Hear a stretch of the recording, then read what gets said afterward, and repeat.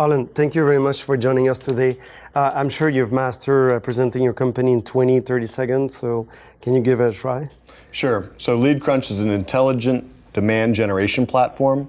Our secret sauce is combining proprietary data, artificial intelligence, and outbound outreach campaigns that find new customers that you didn't know about before. Our customers are companies that sell to other companies, and they sometimes experience as much as 300% improvement in sales conversion rates using our technology. And this is what's powering our growth of growing currently at 37% per month. Wow, this is very impressive. So can you tell us more about the culture at your enterprise right now? Yeah, so we spent a lot of time growing at the pace we're growing. One of the biggest challenges we have is actually finding the right people that can work in a hyper-growth environment. And so we studied a lot of the hyper-growth companies that have come before us. We're fortunate to have a relationship, for instance, with Vint Cerf, who is the chief evangelist for Google, and we studied what happened with Google and how did they scale so quickly into such a large enterprise.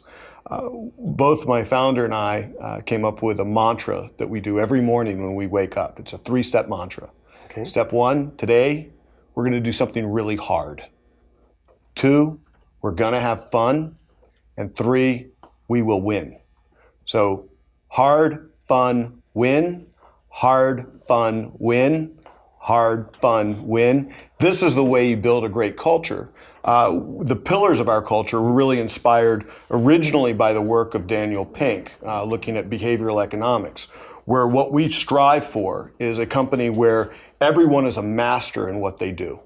In their particular field, they're striving to be the best in the world. And ironically, that means they have to look at the world as a beginner, right? Because beginners are the ones that are learning and mastering. The second pillar is sense of purpose, because we're all there for a reason. There's a common purpose and common objective. And lastly, autonomy. People that are really good at what they do, that are working for a common purpose, do not need to be micromanaged. And so we've built this out into a 13-part culture document.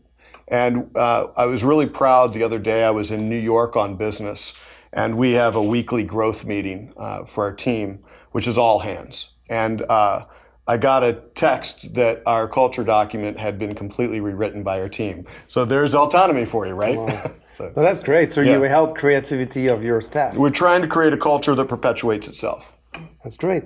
Anything you learn today that you have no idea 20 years ago or 25 years ago? That something unique that you discover over these years of experience? It's hard to know where to start with that. Human knowledge right now is doubling every 3 to 4 years. And we know as individuals, our individual knowledge is not doubling that quickly. 20 years ago, I was starting a company that was using a really new technology that was really cool called relational databases, right? And now we would laugh at somebody if they thought that that was a cool technology. 10 years ago, I didn't know much about AI. I've been in it long enough now that I believe in 2 or 3 years from now, no one will really be talking about AI. When artificial intelligence works, we call it software. When it doesn't work, we talk a lot about AI, right? And I believe that what probably the most important thing I've learned over the past 20 years is that, as Mark Zuckerberg once said, great ideas are not born fully formed. Great ideas come from overcoming adversity and overcoming failure. And what I'm proud about our team and our culture is that we take risks and we fall forward. And I don't think that I would have had that attitude 20 years ago. That's great.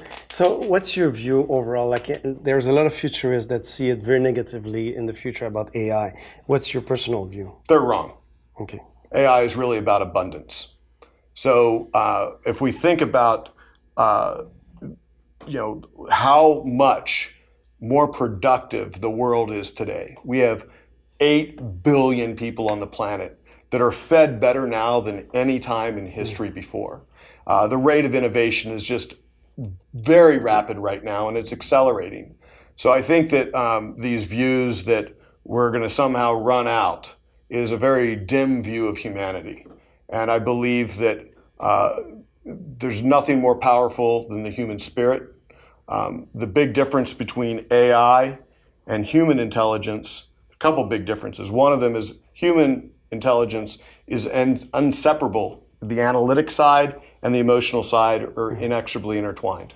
right? We evolved as a social species. Machines are purely analytical. And there's a possibility we might someday evolve into developing AI with some type of emotional component. But it's unlikely to happen in the same way that we evolved coming out of the savannas of the African plains. So I believe that the future's unknown. It would be arrogant to sit here and tell you the future, but I am fundamentally optimistic about the future. And I know the future is going to be defined largely in part of how we adopt and use machine intelligence. Great. This is we're sharing the same view about the future. So thank you very much for being with us today. Great. Thank you. It was great.